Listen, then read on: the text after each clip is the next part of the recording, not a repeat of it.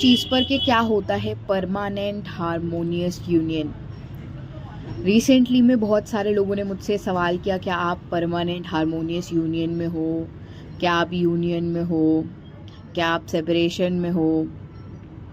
तो बहुत सारी डिवाइन फेमिनिन्स ने मुझसे पूछा है ये पिछले कुछ समय में, और आज हम इसी पे बात करने वाले हैं कि क्या होता है परमानेंट हारमोनियस यूनियन और कैसे इसको अचीव कर सकते हैं और कैसा फील होता है जब हम परमानेंट हारमोनियस यूनियन में होते हैं। It's a state of realization. जब आप ऐसी रियलाइजेशन तक पहुंच जाते हो that whatever has been in your life so far, वो सब कुछ यूनियन ही था। हम फिजिकल लेवल पर सेपरेशन को सेपरेशन समझते हैं, पर ये जर्नी सोल की है। और जब हम सोल में यूनिटी को रियलाइज करते हैं कि we are one with everything, the plants, the trees, the animals, including our counterpart, then you do not take the physical separation as a separation anymore. You realize it was just a part of a never ending journey. You are taking this journey with your twin at all times. So when were you separate? What was the time when you were separate? None of that was separation.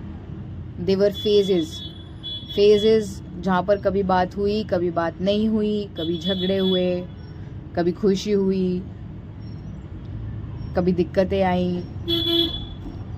But it's a union that never ends. That journey you are taking together and you are experiencing all of these phases. और ये journey forever की है, तो कभी and तो हो नहीं सकती, हमेशा चलेगी ही। लाइफ लॉन्ग जब तक आप हो तब तक चलेगी जर्नी। तो उस जर्नी के अंदर एक पॉइंट के बाद आप ऐसे स्टेट पर पहुंच जाते हो। ये सबके लिए डिफर कर सकता है, आप कितनी जल्दी चीज़ें एक्सेप्ट करते हो, कितनी जल्दी जो चीज़ें ट्रांसफॉर्मेशन रिक्वायर करती है वो करते हो, कितनी जल्दी आप नीडेड अपना वर्क करते हो। जितनी भी आपकी जो भी स्पीड है अलोंग विद, हाँ, डिवाइन को पता ही है आप किस स्पीड पे काम कर सकते हो या आप किस स्पीड पर काम करने आए थे। Divine already knows all of your traits, tendencies, issues, excuses, everything divine knows, है ना। तो उन्होंने आपके लिए एक टाइमलाइन सेट करी ही है आपके उन एट्रीब्यूट्स के चलते। तो एक पॉइंट पर तो होना ही होना है, बाकी आपकी फ्री विल है ही कि आप कितना कर सकते हो। And when you been in that for a long time, you realize there is no separation. All of the externality dissolves. All of the differences dissolves. इसी को तो थर्ड आई चक्रा अवेकनिंग कहते हैं। थर्ड आई को ब्लॉक किया रखता है यही सेपरेशन कॉन्शियसनेस, कि मैं अलग हूँ, बाकी लोग अलग हैं, दुनिया अलग है, ब्रह्मांड अलग है, पृथ्वी अलग चलती है, ठीक है। But at the end of the day आप चाहे इंडिया में बैठे हो, चाहे यूएसए में बैठे हो, चाहे पाकिस्तान में बैठे हो, चाहे बंगाल में बैठे हो, मतलब जहाँ मर्जी आप बैठे हो दुनिया में, ओके, कनाडा में बैठे हो, फ्रांस में बैठे हो, रशिया में बैठे हो, जर्मनी में बैठे हो, you are all the part of a same consciousness. सबके पास दो ही किडनी है, एक ही हार्ट है, दो ही लंग्स हैं, सेम ही टाइप के सेल से बनती है बॉडी। सबके पास हड्डियां हैं, सबके पास खून है। इसके अंदर कोई रिलीजन अलग से, अलग अलग रिलीजन्स के लोग अलग अलग दिखते तो नहीं है ना, कि बॉडी पार्ट किसी रिलीजन का अलग उग रहा है और किसी का अलग उग रहा है। सब सेम ही दिखते हैं, राइट। वही बेसिक एनाटमी है सबकी। सो एट द कोर लेवल क्या डिफरेंस है हम में? हमारी बस एक्सटर्नैलिटीज़, हम डिफरेंस बनाना चाहते हैं, हम डिफरेंस रखना पसंद करते हैं, because that is how the concept of twin flames came into existence. When a world was created out of harmony, out of disharmony, sorry, out of disharmony. When one of the, you know, there are these pairings. DNA देखा आप लोगों ने, DNA structure, DNA activation की हम बात करते हैं, क्या है DNA एक्टिवेशन क्या हो रही है.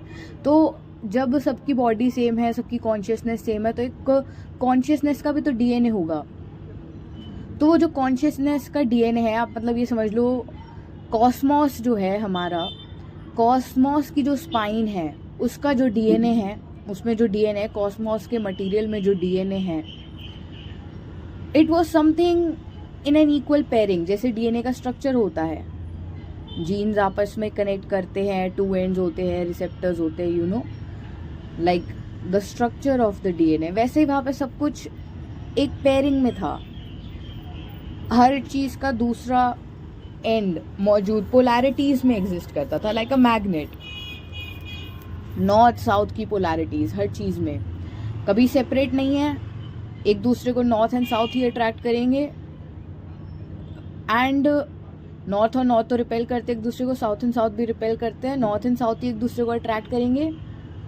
And there is no point of magnets अगर कुछ अट्रैक्ट करने के लिए नहीं है. तो if there is no positive and negative charge तो अट्रैक्ट क्या होगा, right. So it's always in harmony, in sink.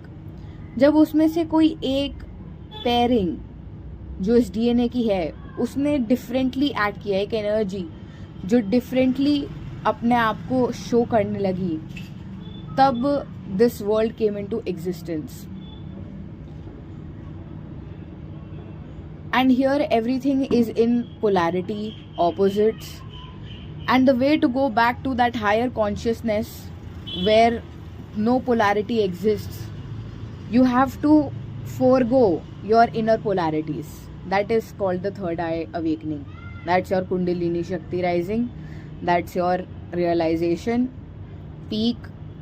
Okay, and to realize it in the body takes longer than it takes to realize in the mind.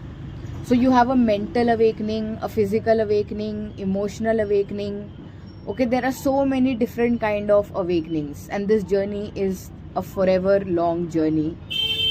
So there is no separation, and when you realize and you go to that point, you have reached that point where there is no separation, that's when you feel the and achieve the permanent harmonious union.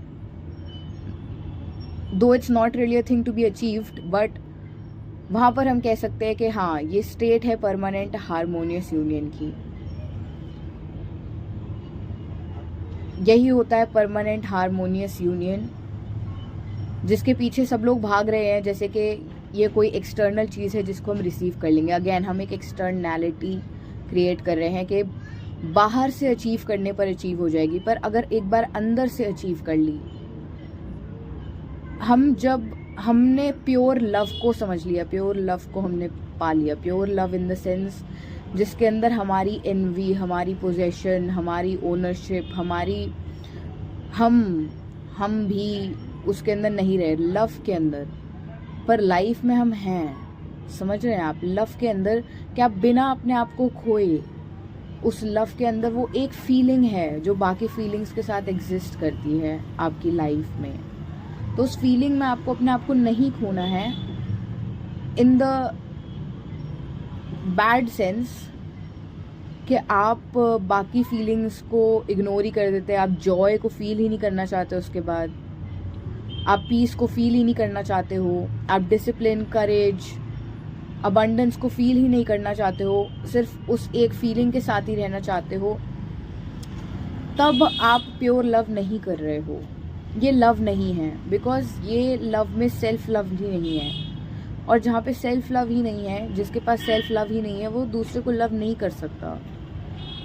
हाँ, हम भावना सच्ची हो सकती है, मैं बिल्कुल नहीं कह रही कि आपकी भावना झूठी है, पर एक्शन से, कर्म से प्रेम सच्चा तब होता है जब उसके अंदर ये बाकी चीज़ों का कोई स्थान ना रहे. हम हमेशा करते हैं मैं, मेरा प्यार, मेरा हक, मेरी प्रॉपर्टी, मेरा पर्सन, तुम्हारा प्यार मेरे लिए, तुम्हारी जेनरॉसिटी मेरे लिए, तुम्हारा कंपैशन मेरे लिए बहुत ज़रूरी है सबके लिए। हम ह्यूमंस हैं, होता है हमारे लिए ज़रूरी, इसी से हमें रियलाइजेशन भी होती है, ये ज़रूरी भी है, मिठास तो होनी ही चाहिए प्रेम की। ये करना गलत नहीं है, एक्सपेक्ट ये करना और ऐसी फीलिंग को एक्सपीरियंस करने की भावना गलत नहीं है, पर इसको ज़ोर ज़बरदस्ती पाने की निरर्थक प्रयास करते रहना, ये जो है सही नहीं है। अगर आप किसी के लिए प्रेम फील करते हैं तो आप एक्सेप्ट कर लीजिए अपने आप में कि आप करते हैं, और बस बिना इस एक्सपेक्टेशन के किसी भी चीज़ के, उसके आगे कुछ और नहीं है। अब सिर्फ इतना ही है दैट ये भावना मुझ में प्रेजेंट है और इस भावना को मैं एक्सेप्ट करती हूँ। आई एक्सेप्ट दिस, और या करता हूँ, I accept this as a state of being, I accept this as my truth, I accept this as what I feel if it is really true for you. मैं ये बिल्कुल भी promote नहीं करूँगी कि जो जिसके लिए ट्रू नहीं है वो भी इसको ट्रू ज़बरदस्ती बनाने की कोशिश करे। कोशिश नहीं करनी है आपको इसको ट्रू बनाने की, पर हाँ, उस स्टेट को अचीव करने के लिए अपने ऊपर फोकस करना, अपनी वर्थ पे काम करना, काम भी क्या करना, उसको रेस करने के लिए काम करना, बेसिकली जो भी आपके लिए रिक्वायर्ड है, जो भी आपको लगता है आपको हेल्प कर सकता है अपने आप को और प्यार करने के लिए, अपनी वर्थ को अपनी आंखों में और बढ़ाने के लिए, आपको वो सब अपने लिए करना चाहिए डिस्पाइट एनी सिचुएशन और एनीथिंग इन योर लाइफ। और आप करते रहिए ऐसे ही। और इसके साथ साथ ही जब आप अपने आप को बेटर करने पे वर्क करेंगे, कुछ लोग बॉडी बेटर करना चाहेंगे, कुछ लोग स्किन बेटर करना चाहेंगे, कुछ लोग करियर बेटर करना चाहेंगे, कुछ लोग हेल्थ बेटर करना चाहेंगे, कुछ लोग फैमिली रिलेशनशिप्स बेटर करना चाहेंगे। बहुत सारी चीज़ें हैं जो आप बेटर करना चाहोगे, और उन चीज़ों को बेटर करने के लिए डिसिप्लिन जो रिक्वायर्ड होगा वो आपको बिजी भी रखेगा, ओके, एंड आपको अटैचमेंट भी कम होगी, और आप जो है ज़्यादा फोकस भी बनोगे लाइफ के अंदर, ठीक है। तो अपनी इम्प्रूवमेंट पे इस तरीके से काम कीजिए लाइफ के अंदर, और करते रहिए, और इस जर्नी में बने रहिए। तो यही होता है परमानेंट हारमोनियस